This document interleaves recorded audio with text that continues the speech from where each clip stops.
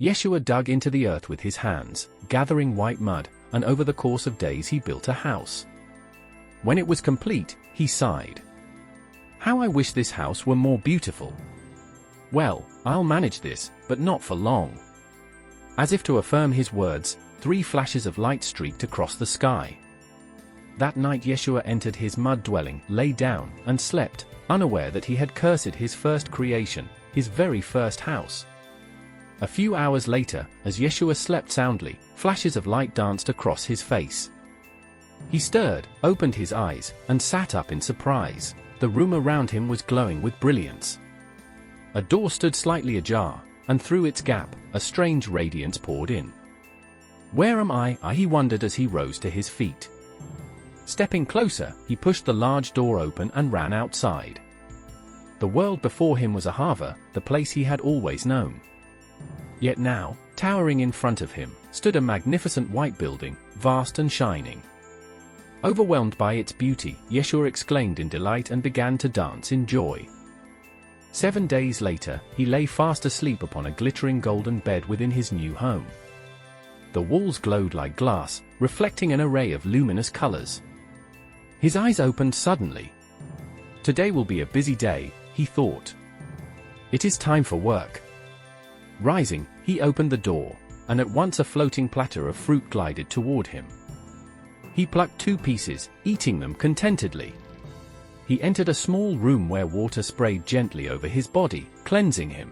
Then he passed into another chamber where breezes blew from the walls, lifting his long hair until it filled the air like a flowing garment.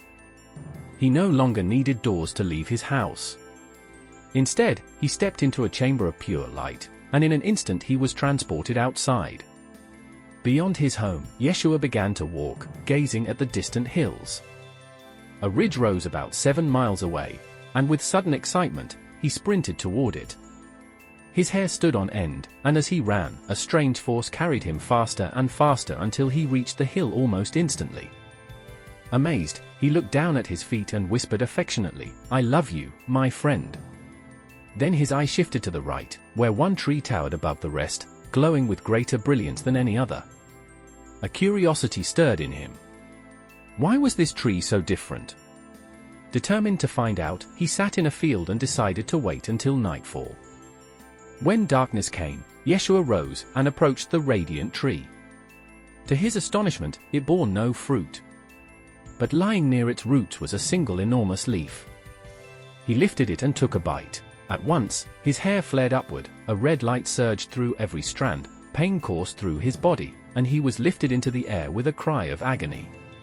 Stumbling, he fled toward his house, collapsing on the porch just as a wave of light swept over him. He found himself back inside, panting against the door. What kind of fruit was that, he thought, before falling weakly to the floor. 3 days passed. On the rooftop of his beautiful house, Yeshua gazed over Ahava. He had not eaten since that day, yet strangely, hunger never came. He knew the strange leaf was the cause. Strong winds whipped his hair as he stepped toward the edge, but he slipped. Tumbling from the height, his voice thundered through the air as he crashed onto the ground below. Yet when he rose to his feet, he felt no pain. In wonder, he laughed and shouted to the sky, overwhelmed with joy. Testing his body, he hurled himself against the walls of his house, slamming with all his might. Still, no pain touched him. Laughing madly, he realized he was free from hunger and free from pain. But then, from behind, a cracking sound reached his ears. He turned to see his house crumbling.